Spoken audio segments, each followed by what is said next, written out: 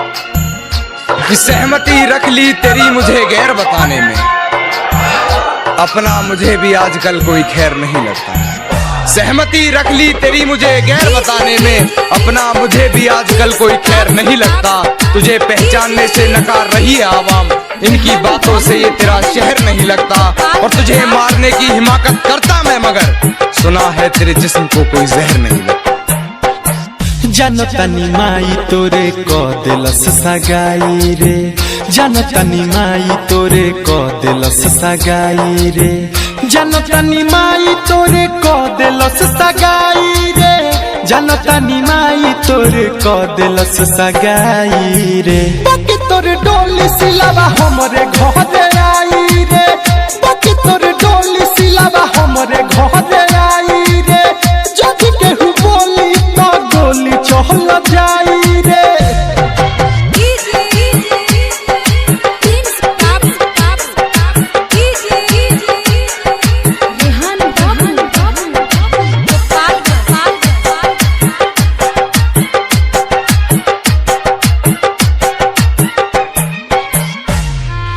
Mixed by Aditya Recording Studio, Gopalganj।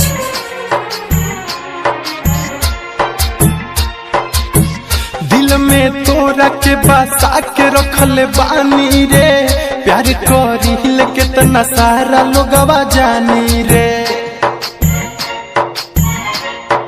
हाँ, दिल में तोरा के बसा के रखले बानी रे, प्यार करिल कितना सारा लोगवा जानी रे, प्यार करिल कितना सारा लोगवा जानी रे। भले सुनले जमाना गरियाई रे, भले सुनले जमाना गरियाई रे, भले सुनले जमाना गरियाई रे, भले सुनले जमाना गरियाई रे। बाकी तोर डोली सिलावा हमरे घर आई रे, बाकी तोर डोली सिलावा हमरे घर आई रे।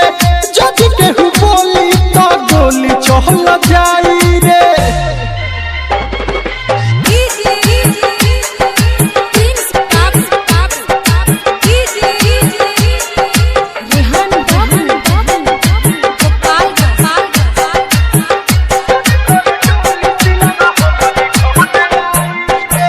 तोरा दुआरा बारात जदि लागी रे, ओह दिन सुतल से रही तो जागी रे।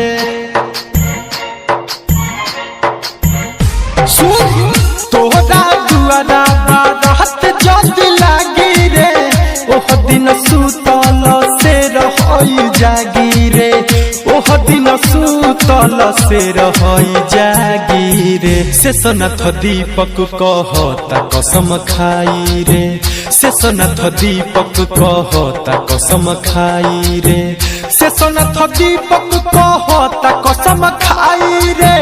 छोटे सिद्दीकी कहेले कसम खाई रे। सुन तोर डोली सिलावा हमरे घर आई